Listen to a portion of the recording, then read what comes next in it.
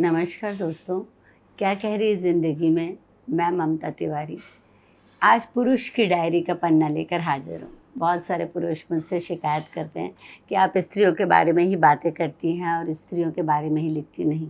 मैं सबके दिल की बात लिखती हूँ। हुआ यूँ कि स्त्री हूँ तो रोज़मर्रा की ज़िंदगी में जिन समस्याओं से जूझती हूँ वही लेखन में उतर आता है। पर लेखक को ईमानदार होना चाहिए, ये बात तो सच है। ये मेरे उन मित्र का भरोसा है जिनके प्रेम विवाह की मैं साक्षी थी। हालांकि मैं दोनों की ही मित्र हूँ, पर समस्या लेकर पहले आने वाला पहला दावेदार होता है। लेखनी ने शब्द ब शब्द उनकी कथा को कागज़ पर उतार दी। उन्होंने कहा कि मेरी मुश्किल है कि मेरी जिन अदाओं पर फिदा होकर वो मुझ पर मर मिटी थी, आज उसे ही बदलने पर आमादा है।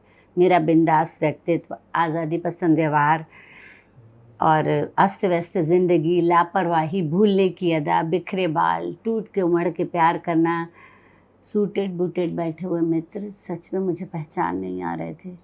अब उसे ये सब अच्छा नहीं लगता। अब वो कमर कस के मैदान में है। प्यार की जगह अनुशासन ने ले ली है। मैं उसकी भावनाएं समझता हूँ। वो अपने पसंदीदा इंसान को अपनी सहेलियों के सामने एक परफेक्ट इंसान के रूप में प्रदर्शित करना चाहती है। क्या मैं पति बनते ही प्रदर्शन की चीज़ हो गया? नहीं, तुम उसका स्टेटस सिंबल हो, मैं कहना चाहती थी पर मौन रही।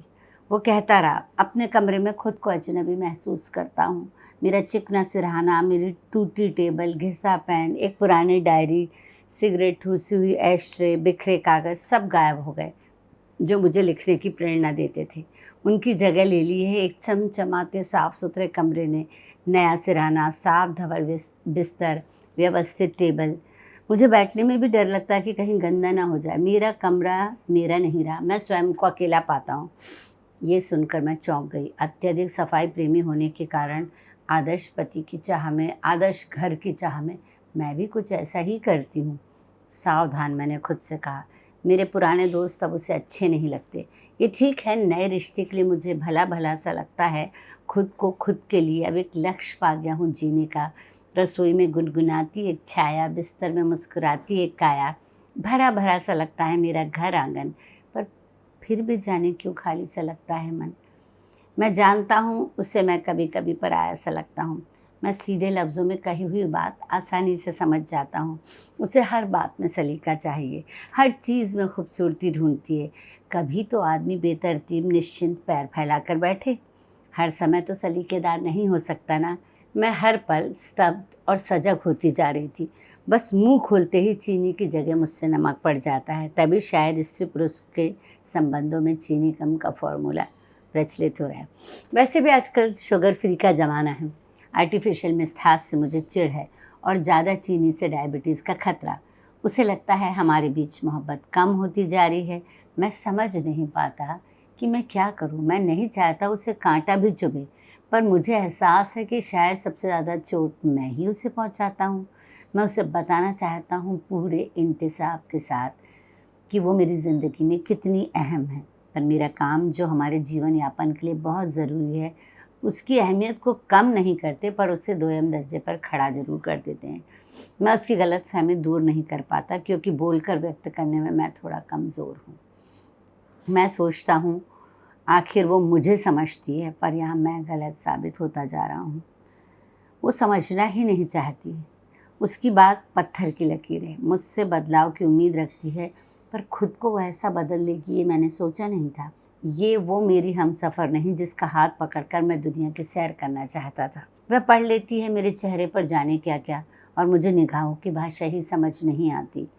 ज़रा देर से समझ में आती है।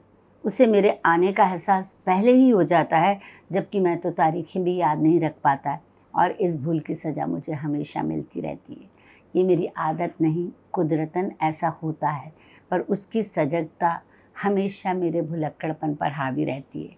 बड़ा अजीब फ़लसफ़ा है मोहब्बत का। जो करती है बेचैन वही देती भी है चैन। जो पहुंचाती है हद जुनून, जो तोड़ देती है मेरी सीमाओं के बांध, वही मजबूर करती है बंधने को। जो देती है सब्र वही कर देती है बेसब्र। जो उड़ा देती है रातों की नींद वही ख्वाबों में डुबो देती है। जो हो जाती है खामोश और मुझे बोलने की सज़ा देती है। सच तो ये है कि मैं भी नहीं समझ पाता कि मैं क्या चाहता हूँ। आज़ादी या बंधन। आज़ादी सुकून है तो प्रेम बंधन। आज़ादी से मुझे प्रेम हासिल नहीं होता, पर मैं चाहता हूँ कोई मेरा एक ऐसा अपना हो जो वक्त आने पर मुझे प्यार भी करे और वक्त आने पर मुझे तन्हा छोड़ दे। पर उसे ऐसा करना बेईमानी लगती है। But I need my space, I love my space. अब तुम ही बताओ मैं क्या करूँ। सलाह देना मेरे स्वभाव में नहीं था, पर कोई मांगे तो चूकती भी नहीं हूँ। देखो, पुरानी चीज़ों से चिपके रहने में अगर भविष्य का नुकसान है, तुम्हारा रिश्ता टूट रहा है, तो उन्हें थोड़े दिनों के लिए छोड़ दो। नई ज़िंदगी हमेशा बदलाव मांगती है।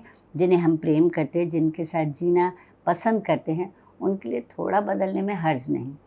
अपनी पहले बदलो, फिर उसके बाद अपनी इच्छा अनुसार काम करो। अपनी इच्छाओं को प्राथमिकता दो, पर उसकी प्रेम और इच्छाओं का भी सम्मान करो।